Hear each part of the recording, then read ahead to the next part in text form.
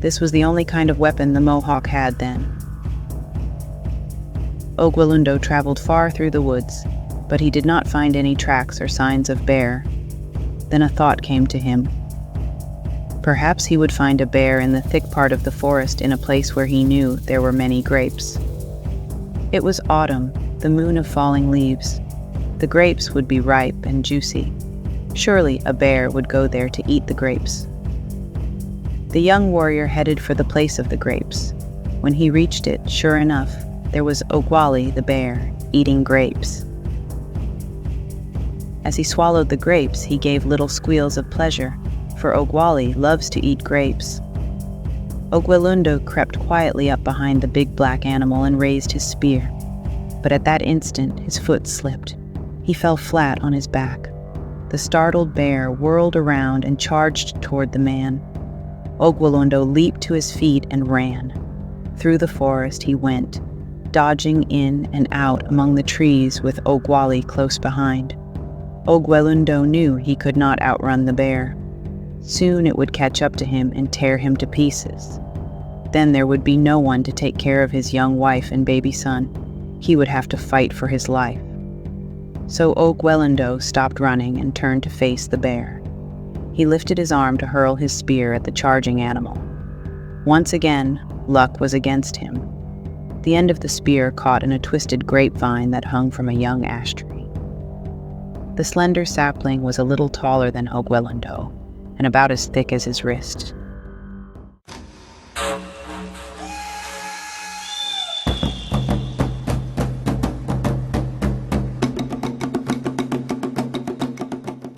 Ogwallundo tried to pull the spear free, but the lower end of the vine was tangled in a root at the foot of the sapling. All he did was to head the sapling backward in a curve. Letting go of the spear, he turned and ran for his life. Before he had gone very far, she realized that there was no sound behind him. He did not hear the bear's heavy feet crunching on the dry leaves. Looking back, he saw the bear lying on the ground with the spear around its neck. What had happened? Ogwallundo went back and looked down at the dead bear. Somehow the spear had come loose from the vine with such force that it had killed the bear. The warrior pulled the spear from the bear's neck. Once again, he pulled the end of the spear against the vine. Slowly, he pulled the spear back.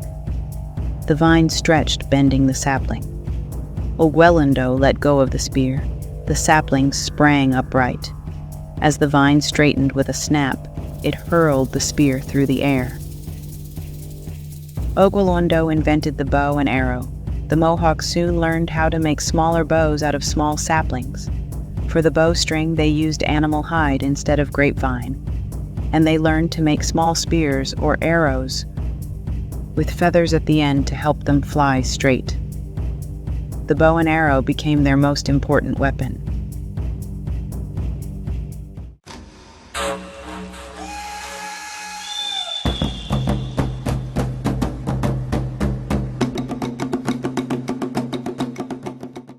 How Coyote Made People. A Nez Perce legend. Long ago, before there were any people in the world, all the animals lived together and could talk to one another. The cleverest of all the animals was ʔitsiyahu, Coyote. He was their leader. One day, Coyote went away to visit friends in the east. While he was gone, the terrible monster ʔitsiyaye crawled out of the sea and came into what is now the land of the Nez Perce. Great and terrible was his hunger. When he opened his great cave of a mouth, he sucked in air with such force that animals were drawn into his stomach.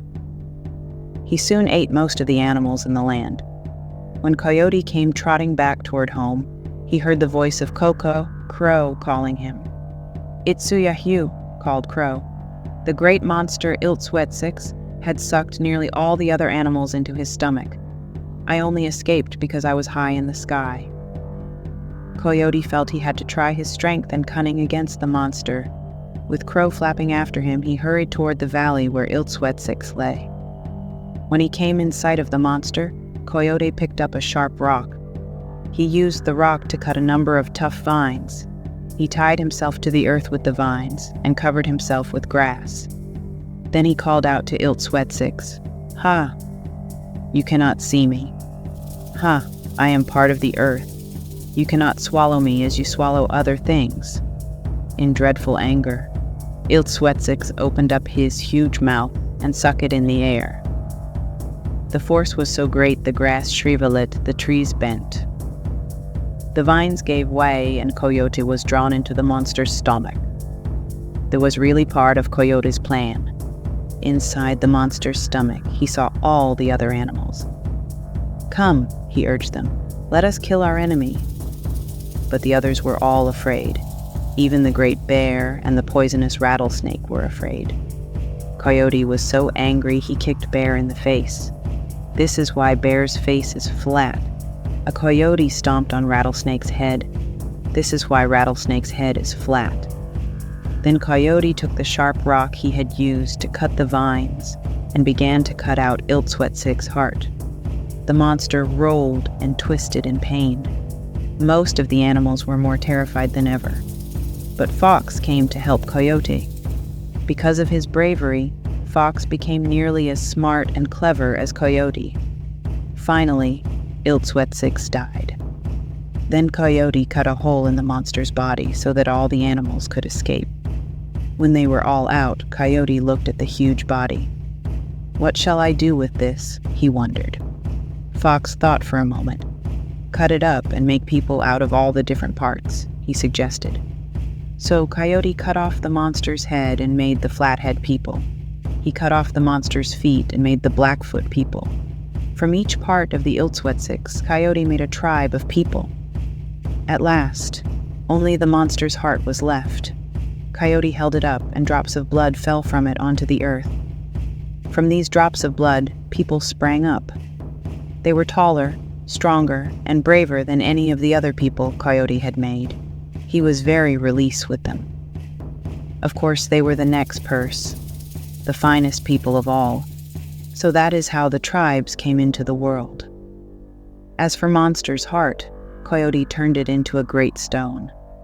He left it in the valley where he had defeated ʔitsiyaye. You can see the stone today, it is still there.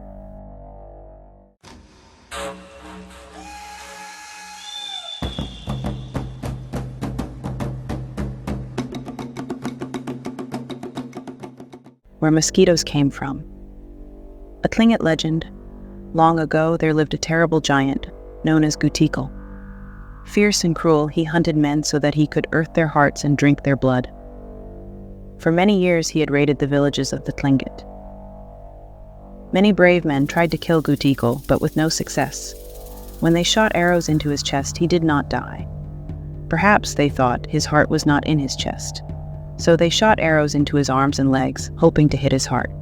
But it was no use. They could not kill him. They knew then that there was no way to kill ʔľğīql unless someone could find out exactly where his heart was. The man lay down on his blanket and pretended to be dead. Before long, ʔľīql came by. Seeing what he thought was a dead man, the giant touched the body. It was still warm, as if the man had not been dead long. The giant grinned in delight. "I will eat his heart and drink his blood," he exclaimed. He then picked up the man. The man let his arms and legs dangle and his head hung down, as if he were truly dead. ʔľīql carried the man to his house and put him down on the floor. Then the giant went out to look for his slave. The moment the giant disappeared, the man leaped to his feet.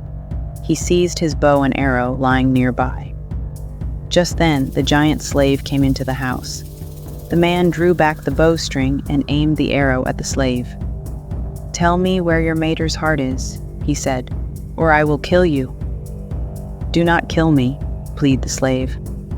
"My master's heart is in his left heel."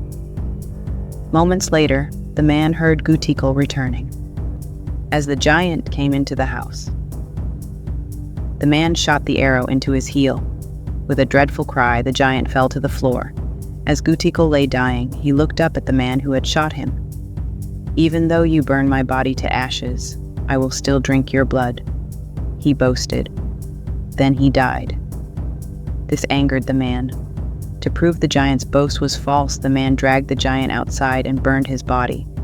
When only ashes were left, the man scooped these up and threw them in the air.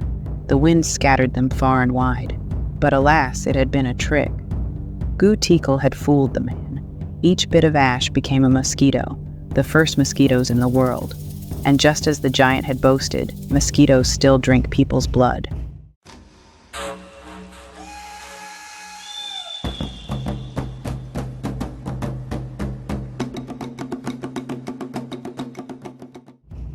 The choice of the Earth people. An Osage legend. The Osage people, the children of the middle waters, came from the stars. When they were new upon the earth, they were divided into 3 groups: the people of the sky, the people of the waters, and the people of the land. On earth, they found a 4th group, the Earth people. The wise men, called the little old men, divided all the people into fireplaces, or family groups. It was decided that each group needed a symbol. So, the little old men sent each group out to search for an animal, plant, or other thing that might be its symbol. Of course, it would be a great honor for any of the little people, birds, animals, stars, plants, or insects to become the symbol of a group. The leader of each group knew that many creatures would ask for honor. Great care had to be taken to choose a truly fitting symbol. If the symbol chosen turned out to be a poor one, the group and all its descendants would have trouble forevermore. The group known as Earth people traveled many days in their search. They crossed the plains and prairies, climbed hills, and walked through valleys. Many creatures came to their leader and asked to be made the group's symbol, but the leader did not pick any of them. One day, the Earth people came across the trail of a deer. The leader pulled out an arrow and notched it to his bowstring. Slowly and carefully, he followed the trail. After a time, he saw a white-tailed deer ahead, among the trees. Raising his bow, he moved forward. But suddenly his nose tickled, and there was a haze before his eyes. He had walked into a large spider web. The sticky silk clung to his face. As he raised his hand to brush the web away, the deer saw the movement. In an instant, it dashed out of sight. Many of the people in the group laughed at what had happened, but the leader was not amused. Because of the spider web, he and his people would have no deer meat this night. Picking the sticky silk from his face, he looked angrily at the spider, which had crawled to the top of its torn web. "You bad little black thing," the man exclaimed. He struck the spider with the end of his bow. The spider dodged aside. The man lifted the bow again, but the spider put up its legs to protect itself. "Where are you going that you do not look where you walk?" the spider cried. The man lowered his bow. "I am the leader of the Earth people of the children of the middle waters," he said proudly. "We are in search of a symbol." Then your search is ended, said the spider. I shall be your symbol. The people put their hands over their mouths to hide their smiles. Trying hard not to laugh, the leader asked, do you have the courage and cunning of the panther? No, I do not, said the little spider. Perhaps then you have the strength of the bear, said the man. No, I have not, said the little spider. Well then, do you have the dignity and grace of the wapiti? Questioned the man. No, said the little spider, but all things come to where I build my house, and there they are, destroyed. The leader thought about this. He realized that the spider was crafty, for it set a trap for its prey. And it was patient, for it waited for its food to come to it. If the earth people of the children of the middle waters had the craftiness and patience of the spider, they would be successful in hunting and war. So, they chose the spider as their symbol.